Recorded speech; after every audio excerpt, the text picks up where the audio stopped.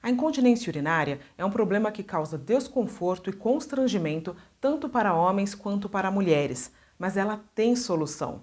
Na entrevista de hoje, no formato podcast, nós vamos falar sobre as causas, os tratamentos e muito mais. Roda a vinheta.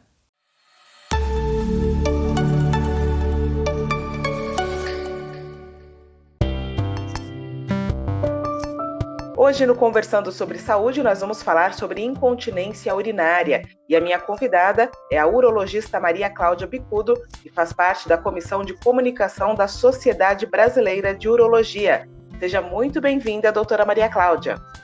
Muito obrigada pelo convite, é um prazer estar aqui com vocês hoje. Doutora, quando a incontinência urinária se torna um motivo de preocupação, mesmo aquelas pequenas perdas, quando alguém ri ou tosse, elas já são um sinal de alerta, por exemplo? A situação ela passa a ser mais preocupante de acordo com a causa, e a gente não tem como saber isso sem entender qual que é o mecanismo que está fazendo, que está produzindo essa perda. Então, a mensagem que eu gostaria de deixar é que as pessoas valorizem a perda, né? Se acontece durante a gestação, isso pode acontecer de maneira irreversível. Se numa única tosse eu perdi, mas isso nunca acontece e não volta a acontecer, isso não é uma situação de alarme, mas deve-se entender que não é algo normal e esperado. Então, essa é a mensagem que eu gostaria de deixar. E a partir do momento que aquilo começa a incomodar, isso sempre deve ser visto e valorizado. E esse é um problema que afeta tanto homens quanto mulheres, né? Quais são as principais causas? A senhora falou aí a gravidez, né? Quais outras causas? A incontinência, ela acomete de maneira mais significativa as mulheres do que os homens.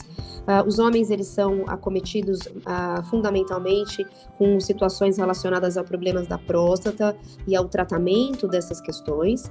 Já a mulher, por uma condição anatômica e por fatores de risco que ela é exposta ao longo da vida, como nós dissemos, a gravidez, a situação de menopausa, ela fica mais exposta, até porque o canal da urina da mulher ele é mais curto e, portanto, é mais propenso que a perda aconteça.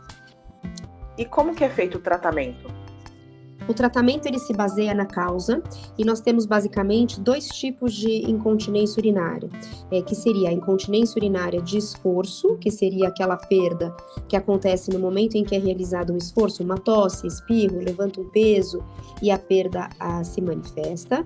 E nós temos a incontinência urinária por urgência, que seria aquela perda onde a pessoa está no caminho do banheiro com uma vontade imperiosa de urinar e o xixi escapa antes que ela consiga chegar ao toalete. Então essas são as duas principais formas, nós temos outras e tem até associação dessas formas, e o tratamento vai depender justamente qual é o tipo da incontinência, uma vez que a incontinência urinária de esforço, ela é causada porque com o aumento da pressão gerada pelo esforço, seja tosse, seja espirro, essa pressão dentro da barriga, ela excede a resistência que o canal consegue segurar. Né? Então, quando isso acontece, o nosso tratamento ele envolve situações onde o nosso objetivo é aumentar a resistência do canal. E nós fazemos isso através de fisioterapia ou através de cirurgia. Quando nós temos a incontinência urinária por urgência, isso é caracterizado por uma situação que acomete a bexiga e não o canal, onde a bexiga ela fica mais sensível e ela começa a interpretar menores quantidades, como uma quantidade de bexiga muito, muito cheia, pode apresentar pequenas contrações e a perda, eventualmente, ela se manifesta. E aí, nessa situação, o tratamento ele é um pouco diferente. Então, a fisioterapia também se aplica e é uma condição que pode se aplicar nos dois casos. As cirurgias são cirurgias com outra finalidade, justamente para poder conter essas contrações da bexiga. E nós temos também medicamentos, comprimidos que são tomados via oral, para justamente melhorar essa sensibilidade da bexiga. Então, é fundamental o diagnóstico do tipo de incontinência para que seja programado o tratamento. Nos casos em que é necessária a cirurgia, ela é uma cirurgia tranquila? Como é que é a cirurgia? A cirurgia, claro que vai depender, como eu falei anteriormente, do tipo da incontinência. Nos casos onde nós temos a incontinência urinária de esforço, tanto no homem quanto na mulher, o objetivo da cirurgia é aumentar a resistência do canal, então são utilizados muitas vezes dispositivos para aumentar essa resistência, pode ser utilizado tela. E a cirurgia, quando se fala em incontinência de urgência, então justamente são procedimentos para evitar essa contração na bexiga. Isso pode ser feito através através da injeção de toxina botulínica na bexiga ou através de um dispositivo que emite frequência para tentar inibir essa contração da bexiga. Então, não são procedimentos de alta complexidade ou que demandem muitos dias de internação para o paciente, mas é importante estabelecer o tipo da incontinência, o grau da incontinência, para que o melhor procedimento seja adotado. O profissional mais adequado para tratar é o urologista? Olha, o urologista ele é o médico fundamentalmente do homem, né? Já na mulher, existe essa área de interface da urologia com a ginecologia. Mas não há dúvida de que o melhor profissional para tratar a incontinência é justamente aquele profissional que está afeito ao tratamento. E mesmo dentro da área da ginecologia, existe aí uma sub-área que se trata de uroginecologia. Então, o paciente deve procurar as pessoas que estão mais habilitadas e estão habituadas a fazer este determinado tipo de cirurgia, que não é uma cirurgia convencional para o próprio ginecologista. Então, seria um ginecologista aí que atua e que milita especialmente nessa área. Entendi. Em relação às crianças, normalmente, com qual idade a falta de controle da urina deixa de ser natural e passa a ser um motivo de investigação? Perfeito. Nas crianças, todos sabem que o bebê usa fralda justamente porque não existe esse controle voluntário da urina, né?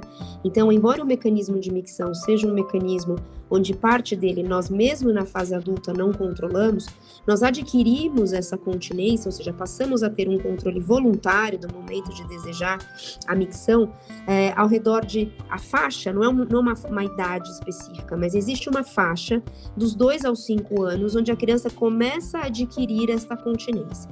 Então, é claro que diante dos extremos, 2 e 5 anos, não é o mais esperado para se atingir essa condição. Mas qualquer situação que esteja no meio disso é considerada normal e passando, então, dos 5 anos, isso deve ser avaliado. Pode ter também relação com a questão psicológica, a chegada de irmãos, né? No caso da criança. Tudo isso pode impactar, né? Eu mesma vivenciei isso em casa. Então, casa de ferreiro, espeto de pau, né? O meu filho pequeno, quando o irmão nasceu, ele tinha 3 anos, ele já tinha adquirido a continência. Quando o irmão nasceu, ele voltou a usar fralda. Então, quando a gente está diante desta faixa de transição, isso pode acontecer sim. Entendi. Doutora, as soluções caseiras que a gente encontra muitas vezes aí na internet, chás, né? Existe realmente alguma coisa que a pessoa possa fazer em casa que resolva ou que amenize o problema da incontinência urinária? Olha, como você citou o chás, eu não tenho nenhuma evidência de que qualquer solução dessa oral que se tome em casa pode tratar a incontinência, mesmo em se tratando de incontinência urinária por urgência. Na incontinência urinária por urgência, vale citar que algumas bebidas, elas são irritantes para a bexiga, tá? E aí, nesse sentido, evitar essas bebidas essas substâncias irritantes acaba sendo uma situação benéfica. Então, os irritantes mais conhecidos são a cafeína, então reduzir o consumo de cafeína e chás que contém cafeína, álcool, chocolate, são algumas das substâncias que têm o potencial de irritar a bexiga e contribuem para essa urgência e que eventualmente com a incontinência. Agora, chás que evitem a incontinência, nós não temos evidência científica para tal. Uma outra condição que pode ser tentada ser adotada em casa, eventualmente, são os exercícios pélvicos, que são realizados durante a fisioterapia. Mas essa não é uma condição ideal, uma vez que esses movimentos, eles não são movimentos intuitivos, é mais tranquilo se fazer uma fisioterapia para o joelho, uma fisioterapia para o ombro, onde são movimentos que nós estamos acostumados a fazer no dia a dia. Agora, a contração de musculatura perineal, muitas vezes, é um recurso que nós não temos essa consciência corporal para acionar a musculatura adequada. Isso também deve ser uma situação aprendida. Mas é algo que muitas vezes a mulher consegue fazer em casa, mesmo que não seja da melhor maneira possível, dá para se ter aí algum resultado. Tá certo. E para a gente encerrar, esse é um problema que afeta muitas pessoas, né? Qual a orientação para aqueles pacientes que têm vergonha de falar sobre esse assunto e sofrem em silêncio? Olha, nós temos dados de que entre as mulheres, onde isso é mais frequente, entre as mulheres idosas, pode chegar até 50% das mulheres. Então, essa é uma condição que muitas vezes as pessoas entendem como algo que seja natural ao envelhecimento, ou muitas vezes, como você bem colocou, elas têm vergonha de contar, e isso acaba tendo uma certa restrição social do convívio e tudo mais. A mensagem que eu gostaria de deixar para essas pessoas é de que isso é tão comum que elas não precisam ter vergonha, e que justamente, mesmo pequenas quantidades de perda que podem estar impactando no seu dia a dia, devem ser valorizadas, existe tratamento e nós só precisamos identificar o tipo da perda para poder orientar a melhor forma de tratar. Tá certo, muito obrigada, doutora Maria Cláudia, pela sua participação. Eu que agradeço o convite e fico sempre à disposição. Hoje a nossa entrevista foi sobre incontinência urinária com a urologista Maria Cláudia Bicudo, que faz parte da Comissão de Comunicação da Sociedade Brasileira de Urologia. Para você que me acompanha, espero que você tenha gostado da entrevista. Se você ainda não é inscrito no canal, faça a sua inscrição, deixe um comentário, curta e compartilhe esse áudio-vídeo. Obrigada pela companhia e até a próxima!